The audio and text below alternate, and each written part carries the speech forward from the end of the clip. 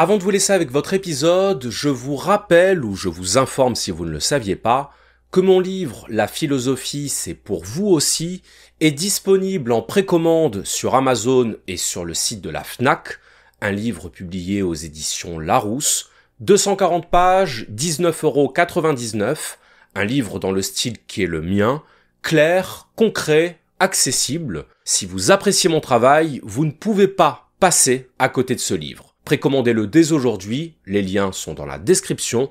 Sur ce, place à votre épisode. Les épisodes retour sont un format d'épisode dans lequel je reviens à chaud sur le dernier épisode publié sur ma chaîne.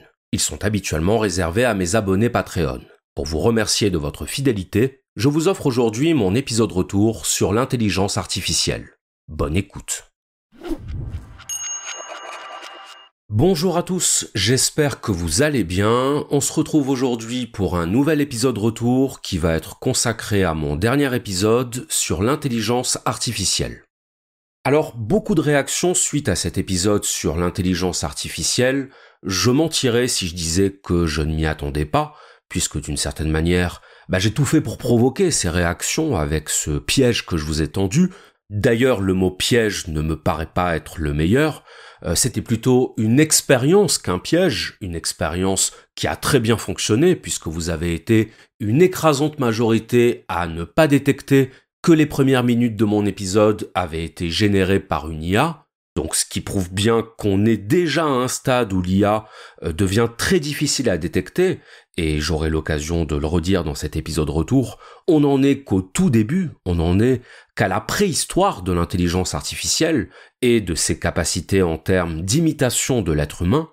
Mais ce dont j'aimerais vous parler aujourd'hui dans cet épisode retour, c'est un événement dont je n'étais pas au courant au moment où j'ai enregistré mon épisode, que j'ai découvert par la suite, quelques jours après.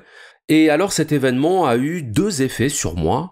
Premièrement, une certaine frustration de ne pas l'avoir su avant, et deuxièmement, une certaine fierté, une certaine satisfaction à l'avoir anticipé dans mon épisode, puisque c'est exactement l'exemple que j'ai pris. Cet événement, beaucoup d'entre vous l'auront deviné, c'est le livre Hypnocratie. Alors, qu'est-ce que c'est que ce livre, Hypnocratie ? Eh bien, c'est un livre qui est sorti le 4 avril 2025 et dont l'auteur est un certain Sin Wei-Hsun, un auteur hongkongais, totalement inconnu au bataillon, qui a donc écrit ce livre qui est devenu un best-seller mondial, Hypnocratie, sous-titré Trump, Musk et la fabrique du réel. Eh bien, figurez-vous qu'on a découvert que ce Sin Wei-Hsun n'existait pas. Et que le livre Hypnocratie avait en fait été écrit par une IA. Et donc on s'est retrouvé à ce moment-là avec ce que j'annonçais dans mon épisode, à savoir un livre de philosophie, ou en tout cas un livre qui propose une approche philosophique, qui est devenu un best-seller mondial, qui a donné lieu à des articles dans la presse, à des articles élogieux, faisant de l'auteur un génie contemporain, un homme à l'intelligence incroyable qui avait percé conceptuellement les mécanismes du pouvoir contemporain. Et alors, quel ne fut pas le choc de ceux qui avaient fait l'éloge de ce livre et de son auteur, quand ils ont découvert qu'il s'agissait en réalité d'une IA. Et que donc ce qu'ils avaient encensé sous les termes de génie et d'incroyable intelligence était en réalité l'œuvre d'une intelligence artificielle. Alors je voudrais quand même essayer d'être le plus précis possible, puisqu'en réalité le livre n'a pas été entièrement écrit par une IA, c'est un philosophe et éditeur italien qui s'appelle Andrea Colamedici, qui a utilisé deux IA génératives, en l'occurrence ChatGPT et Claude.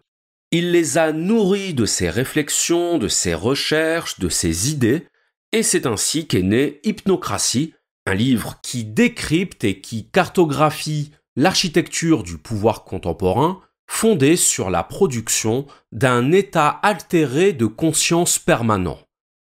Alors je ne vais pas rentrer ici ni dans le contenu philosophique du livre, ni même d'ailleurs sur la manière dont il a été généré. Ce que je voudrais faire aujourd'hui, c'est m'appuyer sur cet exemple pour montrer en quoi il illustre parfaitement ce sur quoi j'ai voulu insister dans mon épisode sur l'IA, à savoir le critère de la détection, en l'occurrence de la non-détection, d'une œuvre générée par une IA. Et montrer en quoi c'est ce critère-là c'est ce sujet-là qui devrait, je pense, occuper nos réflexions davantage que la question de savoir si une IA est oui ou non capable de penser. Et j'aimerais également qu'on se penche sur les réactions qui ont entouré la révélation sur le livre Hypnocratie, les réactions de ceux qui en avaient fait l'éloge avant de finalement se rétracter. Ça, c'est intéressant parce que ça en dit extrêmement long sur notre manière collective de percevoir non seulement l'intelligence artificielle, mais également sur nos attentes collectives et nos biais collectifs quand on parle d'une œuvre culturelle, philosophique ou intellectuelle. Alors, pour commencer, pourquoi est-ce que je dis que la question de savoir si l'IA est capable de penser ne me semble pas être une question pertinente, philosophiquement parlant? La première raison, c'est celle que je développe dans mon épisode, je la réitère ici, à savoir qu'on ne connaît d'une pensée que ce qui en est exprimé. On ne juge l'existence et la pertinence d'une pensée qu'aux paroles et aux écrits qui manifestent cette pensée. Et donc qu'une pensée soit le fruit d'un esprit humain ou qu'elle soit le fruit d'une intelligence artificielle, concrètement, ça change absolument rien à la situation. Ça ne change rien à ce qu'on juge et à ce qu'on évalue. On évalue une pensée à son contenu, pas à celui qu'on imagine en être l'auteur. Et d'ailleurs, la meilleure preuve, c'est que si on estime qu'une pensée générée par intelligence artificielle est nécessairement une mauvaise pensée, mauvaise au sens de faible, au sens de piètre qualité, on doit être capable de la détecter. Et si on n'arrive pas à détecter qu'une pensée a été générée par IA, c'est qu'elle ne doit pas être si mauvaise que ça. Et si elle n'est pas si mauvaise que ça, il faut la considérer indépendamment de ce qui l'a générée. La deuxième raison pour laquelle la question de savoir si l'IA est capable de penser ne me semble pas être une question pertinente, c'est que la réponse qu'on va donner à cette question va nécessairement dépendre de la définition qu'on donne au verbe penser. Il est évident que si vous considérez que pour pouvoir penser, il faut avoir des affects, il faut être capable de ressentir, d'éprouver des désirs, d'éprouver des angoisses, si pour vous il faut qu'il y ait tout ça en amont de la pensée pour qu'on puisse parler de pensée, forcément, nécessairement, vous allez en arriver à la conclusion que l'IA ne pense pas. Je vais le dire autrement. Si vous faites de la pensée un phénomène purement et strictement humain, vous allez forcément en arriver à la conclusion que tout ce qui n'est pas humain ne pense pas. Donc c'est ce qu'on appelle une pétition de principe ou un raisonnement circulaire. Et le problème des raisonnements circulaires, c'est qu'on n'en sort pas. Autrement dit, on se retrouve, pour ainsi dire, condamné à défendre sa position sans jamais tenir compte des éventuels contre-arguments. C'est un peu ce qui s'est passé avec Raphaël Enthoven, même si je trouve qu'on a été excessivement désobligeant envers lui. On n'est pas obligé d'insulter tous ceux qui ne partagent pas notre point de vue. On n'est d'ailleurs pas obligé d'insulter ceux dont on estime qu'ils disent des choses fausses. Le raisonnement de Raphaël Enthoven, c'était de dire « une IA ne peut pas penser, la preuve, dans une dissertation de philosophie, elle ne sait pas construire une problématique ». Monsieur Phi lui a montré que l'IA pouvait construire une problématique, donc qu'elle savait le faire, mais du moment qu'on lui donnait les bonnes instructions. Raphaël Enthoven a alors été obligé de changer son fusil d'épaule en répondant « oui, vous avez raison, mais il n'empêche que l'IA ne ressent rien, donc elle ne pense pas. » Ça c'est problématique. Philosophiquement problématique. Parce que soit on définit un critère de la pensée, ici par exemple, construire une problématique, et si on s'aperçoit que l'IA en est capable, on accepte de réévaluer sa position, la position selon laquelle l'IA est incapable de penser, soit on n'utilise pas cet argument. On ne fait pas de la problématique une preuve de la pensée pour finalement se rétracter quand on s'aperçoit que l'IA en est capable. Donc dire « l'IA ne pense pas, elle simule la pensée »,« l'IA ne pense pas, elle imite la pensée », oui, très bien. Et donc, une fois qu'on a dit ça, qu'est-ce qu'on est censé en conclure ? Je vais me faire le porte-voix de William James, représentant du pragmatisme philosophique. Quelle différence ça fait ? Quelle différence ça fait dans la pratique ? Aucune. Et c'est pour ça que je dis que tout le débat sur la question de la pensée de la définition de la pensée qui nous entraîne dans des controverses dignes de la scolastique médiévale, des débats totalement abstraits dont la conclusion dépend uniquement finalement de la définition qu'on met derrière les mots, tout ça, ça n'invite pas à une meilleure compréhension de ce qu'est l'IA, ça invite seulement à des positions dogmatiques et à l'affrontement stérile de ces positions dogmatiques. Vous considérez que l'IA ne pense pas, qu'elle est structurellement incapable de penser, très bien, dont acte. Mais que se passera-t-il si, un jour, vous êtes confronté à une pensée, que vous jugez cette pensée pertinente, stimulante, juste, et que vous apprenez a posteriori que cette pensée a été générée par IA? Voilà la vraie question. C'est la vraie question parce que c'est la seule question qui permet véritablement de trancher. C'est la seule question qui permet véritablement de tester l'hypothèse et d'obtenir une réponse. Et donc c'est là que mon épisode intervient, avec ces 3 minutes de faux Charles, que je pense 99% d'entre vous ont cru être le vrai Charles, avec évidemment des réserves ici ou là sur la pertinence de ce que disait le faux Charles. Et ça, on est bien d'accord, l'IA, à l'heure où on parle, n'est pas encore capable de simuler la pensée aussi bien qu'un humain. Mais ce que cette expérience a montré, c'est que quand on ignore qui est l'auteur d'une pensée, c'est à ce moment-là qu'on respecte le plus la pensée. Parce que c'est à ce moment-là qu'on considère la pensée pour elle-même. Vous écoutez un podcast de philosophie, le contenu vous fait réfléchir, vous trouvez les arguments pertinents, vous trouvez le raisonnement solide, peu importe que ce soit une IA qui l'ait généré. Peu importe au sens où ce qu'on recherche quand on écoute un podcast de philosophie ou quand on lit un livre de philosophie, c'est de la pensée. Ce n'est pas d'entrer dans une relation parasociale avec celui qui est censé avoir produit cette pensée. Je vais le dire très brutalement. Si vous découvriez que, depuis le début, j'étais une IA, ça ne changerait absolument rien à la valeur de tout ce que j'ai dit dans mes épisodes. Ça ne changerait rigoureusement rien. Ce que ça changerait, c'est la perception que vous avez de ma personne. C'est le lien émotionnel et affectif que vous avez tissé avec moi. Alors oui, ça compte. Mais ça compte en termes de confiance et de sentiment de rupture de la confiance. Ça compte en termes d'identification, de projection, d'attente. Mais ça ne compte pas dans l'évaluation de la pertinence de la pensée. Et donc c'est là que j'en arrive à Hypnocratie. Hypnocratie, c'est l'illustration à grande échelle de tout ce que je viens de dire là. Hypnocratie, c'est un livre dont on pensait au départ qu'il avait été écrit par un humain. On s'est mis à le lire, à le commenter, à le partager. D'autant qu'il parle d'un sujet qui passionne les foules. Trump, Musk, le pouvoir. Et une fois qu'on découvre qu'il a été écrit par une IA, mince, on est gêné. On change d'avis. Alors, pas tout le monde, bien sûr. Il y a des gens qui ont eu l'honnêteté de maintenir leur avis positif.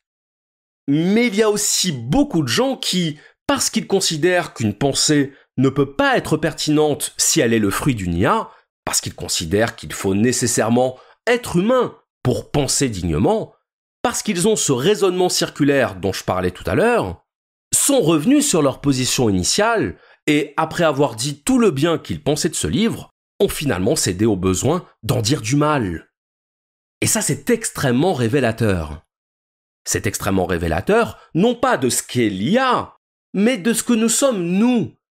C'est très révélateur de notre incapacité à dissocier l'œuvre de son auteur. Et surtout, de notre besoin d'avoir les jugements de nos préjugés. Ça veut dire quoi ?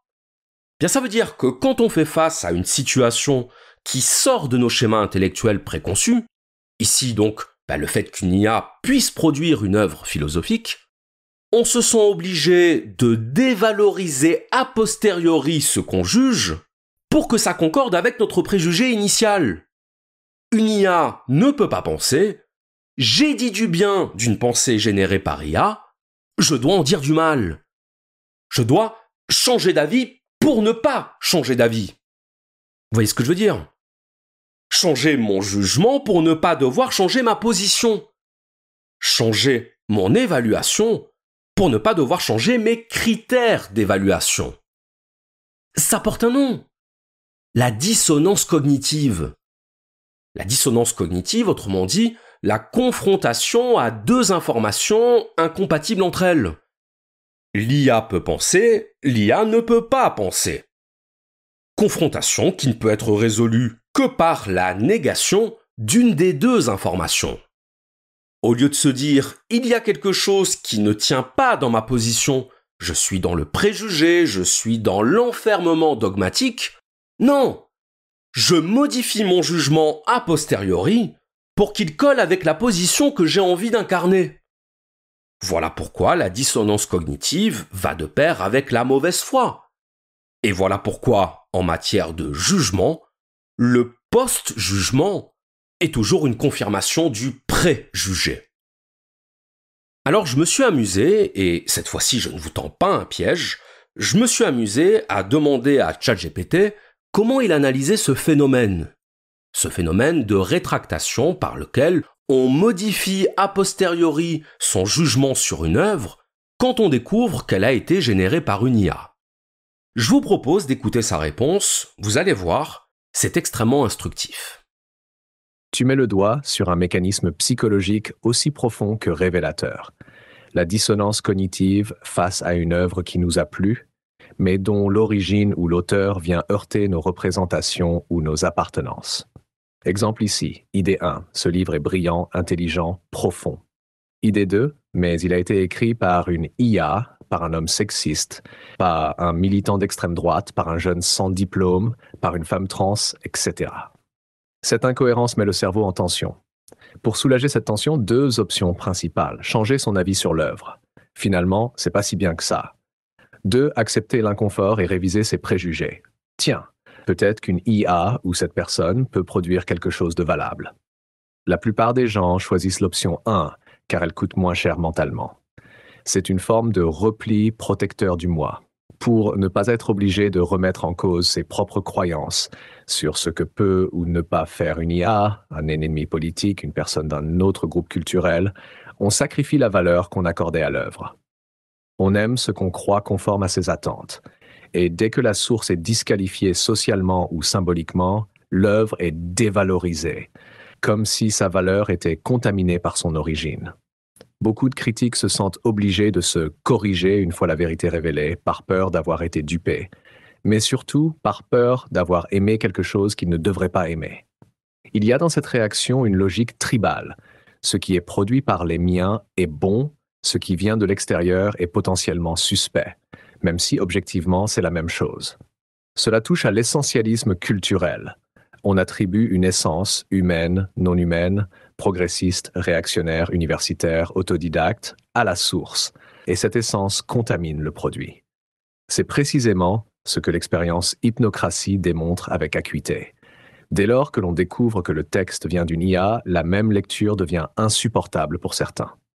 Ta remarque invite à une posture plus exigeante, séparer l'évaluation d'un contenu de la catégorisation de sa source. Ce n'est pas un relativisme, ce n'est pas dire que tout se vaut. C'est au contraire refuser de juger autre chose que ce qu'on prétend juger. Aimer un texte ne signifie pas adhérer à son auteur, pas plus que détester une personne devrait interdire de reconnaître une qualité dans ce qu'elle fait. Cela demande une certaine ascèse intellectuelle, une forme de maturité critique, difficile à maintenir dans un monde saturé d'identitarisme et de réflexes polarisés. Merci ChatGPT, je ne sais pas ce que vous en pensez, mais pour ma part, je trouve que ce qui vient d'être dit est très juste, quand bien même ce n'est pas un être humain qui en est l'auteur. Et alors j'aimerais terminer cet épisode retour sur un dernier aspect que je n'ai pas abordé dans mon épisode, puisque vous l'aurez compris, le but de mon épisode c'était d'ouvrir un angle de réflexion sur l'IA, plutôt que de m'enfermer dans un débat sans fin sur ce qu'est l'intelligence, sur ce qu'est la pensée, d'autant que, comme je vous l'ai dit tout à l'heure, nous n'en sommes encore qu'à la préhistoire de l'intelligence artificielle, et donc disserter sur ce que peut l'IA et ce qu'elle ne peut pas, c'est se condamner à dire des choses qui seront périmées dans 10 ans, dans 5 ans, peut-être même dans 1 an. Je mets ma main à couper que dans 10 ans, quand les gens écouteront cet épisode, ils seront atterrés. Atterrés ou amusés. Tout dépend du point de vue. Mais en tout cas, ils seront affligés de voir à quel point non seulement on s'ébahit de performances qui paraîtront ridicules en 2030 ou en 2040, parce que l'IA sera capable de choses qu'on n'est même pas en mesure d'imaginer aujourd'hui. Elle sera capable de simuler le comportement humain et de générer des œuvres qui feront passer les œuvres qu'elle génère actuellement pour des dessins d'enfants. C'est absolument sûr et certain. Mais ce que je veux dire, c'est que penser l'IA aujourd'hui, en 2025, c'est commencer à penser notre rapport à l'IA. Notre rapport à l'IA aujourd'hui est très contrasté. Un mélange de fascination et de peur, un mélange d'admiration et de dénigrement, d'attraction-répulsion. Je m'attends d'ailleurs à ce qu'on parle prochainement d'IA-phobie ou d'artefactophobie pour qualifier les discours qui tendent à dévaloriser ou à blâmer l'IA, à dire que le danger, c'est l'IA. Faites-moi confiance, ce jour viendra. Mais penser notre rapport à l'IA aujourd'hui, c'est percevoir à quel point l'IA commence à pénétrer et à s'installer dans notre quotidien, dans notre travail, dans nos loisirs, au point qu'elle fera bientôt partie intégrante de nos interactions sociales. On demande à ChatGPT de nous donner un renseignement, on lui parle en vocal, on l'utilise comme un psy, comme un confident, comme une oreille attentive qui ne nous juge pas. Certains commencent même déjà à lui donner un prénom pour pouvoir parler de lui en société sans avoir assumé qu'il parle d'une intelligence artificielle. Et d'ici peu, sans même qu'on s'en soit rendu compte, on aura à l'égard de l'IA la même considération, le même respect, le même affect que celui qu'on a à l'égard des personnes de notre entourage. La question n'est donc pas de savoir si l'IA peut devenir un être humain. La question est de savoir jusqu'à quel point le fait de l'envisager comme si c'était un être humain n'en fait pas déjà un être humain. Je vous remercie.